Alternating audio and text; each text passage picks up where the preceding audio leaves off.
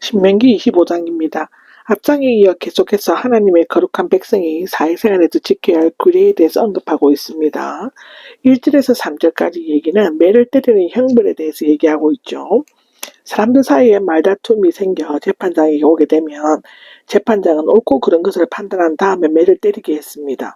고대 이스라엘의 형벌 제도는 크게 체형과 벌금형으로 구분되어 있는데 체형에는 매를 때리는 태형과 동해 동형보복법이 있었다고 하는데요. 함무라의 법전은 60대를, 후에 아수라 법은 40대 50대 사이를 허용했다고 하는데, 그런데 여기에서 40대 이내로 제한한 신약 시대에는 39대, 고린도후서 11장 24절에 기록되어 있는데, 그 이유는 법제자라 할지라도 업신여김을 당하지 않도록 인권을 보호하고 또 지나치게 매를 맞아 불구의 몸이 되는 것을 피하기 위함인데요.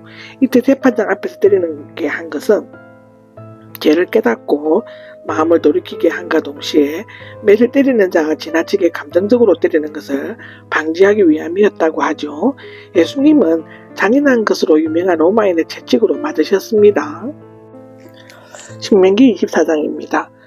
앞장에 이어 계속해서 하나님의 거룩한 백성이 사회생활에서 지켜야 할 규례들에 대해서 언급하고 있죠.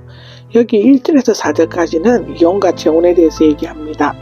결혼은 하나님께서 두 남녀를 한 몸으로 짝지어 주신 제도이기 때문에 원칙적으로 갈라서는 것은 하나님의 뜻을 어기고 창조 질서를 깨뜨리는 일입니다. 이혼은 고대 근동사회에서는 널리 퍼져 있었지만 구약 성경은 언제나 비극으로 간주되었죠. 그러나 여기에서는 수치스러운 일이 있으면 이혼할 수 있고 그때에는 이혼 증서를 주고 이혼할 수 있었습니다. 여기에서 수치스러운 일이라는 것은 더러운 것과 같은 단어이지만 정확한 의미를 알 수 없고, 수치스러운 일은 유대교 자유파인 힐레파는 남편을 기쁘게 하지 못하는 이유로 보수파인 샴마이파는 간음이라고 규정하였습니다. 그러면 어떤 이유든지 이혼하는 것은 율법의 본래 뜻이 아닐 뿐더러 또한 간음이나 혼전관계인 경우에는 곧바로 사형에 처해졌다고 합니다. 둘 다 해당 대수는 볼 수 없는데요. 아마도 이것은 이스라엘에서 객관적으로 보기에 흉한 상처나 병, 불구나 또는 남편에게 불명예스럽게 여겨지는 일 등으로 추측할 수 있다고 합니다. 여기 이혼 정서는 자르다에서 비롯된 것으로 한 몸으로 결혼한 부부가 둘로 나누어지는 것을 뜻한다고 하는데요. 결혼관계가 단절된 것을 나타내는 정서라고 합니다. 원래 이혼 정서를 주는 것은 이스라엘 백성들의 완악함 때문이었죠. 또 이혼한 여자에게 장가를 드는 것은 가능한 일이었지만 이혼 정서를 가진 여자와는 합법적으로 자유롭게 결혼을 할 수 있었다고 합니다. 첫 남편은 이혼한 전 아내와 다시 결합할 수 없었는데요. 이것은 남편의 뜻에 따라 경솔하게 이혼하는 것을 막기 위함이었다고 하고, 신약시대에 와서는 가늠한 연고 없이는 이혼하는 것이 결코 허용되지 않았다고 합니다. 가늠한 아내까지 용서하지 못한다면 참 그리스도인이 아니다라고 하는 것입니다. 맷돌 저당이 6절에 나오는데, 맷돌은 음식을 준비할 때 곡식을 갈아 빵을 만들었습니다. 그러므로 빚은 담보물로서 맷돌 두 짝이나 또는 한 짝을 취하는 것은 생계에 치명적인 타격을 주어 마치 목숨을 빼앗는 것이 될 수 있었습니다. 때로는 이불로도 쓰이는 겉옷을 저당 잡히는 일도 금하였습니다. 이것은 최소한의 생활 기본권을 보호되어야 함을 말하고 있는데요. 7절에서 10절까지는 계례 결혼의 의무를 불이행하는 자에 대한 조처가 나옵니다.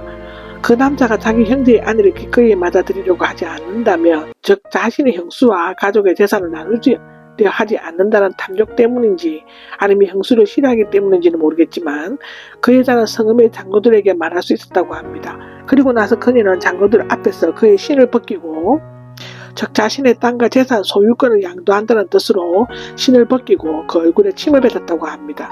모욕적인 행동이었죠. 이렇게 된 남자는 형제 사랑에 정이 없는 사람이라는 조석거리가 되고 가문을 더욱 불명예스럽게 할 것이라고 민수기 12장 14절에는 기록되어져 있습니다. 특히 신 벗겨진 자의 집은 불쌍하고 형편없는 가문이라는 뜻으로 모든 이웃에게 수치의 대명사가 될 것임을 나타내고 있죠. 여자의 천박한 행위에 대해서 나오는데요. 두 남자가 싸울 때 자기 남편을 구하려고 상대방 남자의 생식기를 붙잡으면 그 손을 잘라버리도록 명하였다고 합니다. 이것은 여자로서의 품위와 정숙함을 버렸을 뿐만 아니라 남자의 생식기능에 위협을 가함으로써 상대방과 개인과 가문의 명예를 훼손했기 때문이라고 하는데요. 이것은 아무리 자신이나 자신의 가족을 보호하기 위한 것이라고 할지라도 치명적인 해가 되는 일은 삼가해야 할 것으로 나타내고 있습니다. 빌립보서 2장 4절에 나오죠. 이 부분은 신체 절단을 제2형벌로 다룬 유일한 예이죠. 아수르 법은 다른 여자와 입맞춤한 남자의 입술을 자르기로 되어 있었다고 합니다. 무섭습니다. 서로 다른 부정한 저울추가 13절에서 16절에 기록되어 있는데요. 고대 근동사회에서는 상거래를 할 때 돌로 만든 추나 대를 사용하였다고 합니다. 이때 정직한 상인은 물건을 살 때는 무거운 추와 넓은 대를 사용하고 팔 때는 가벼운 추와 좁은 대를 사용하여 부당한 이득을 취하였는데요. 이에 대한 많은 언급과 예언자들의 책망이 있는 것을 보면 그런 행위가 많이 성행되었음을 알 수 있습니다.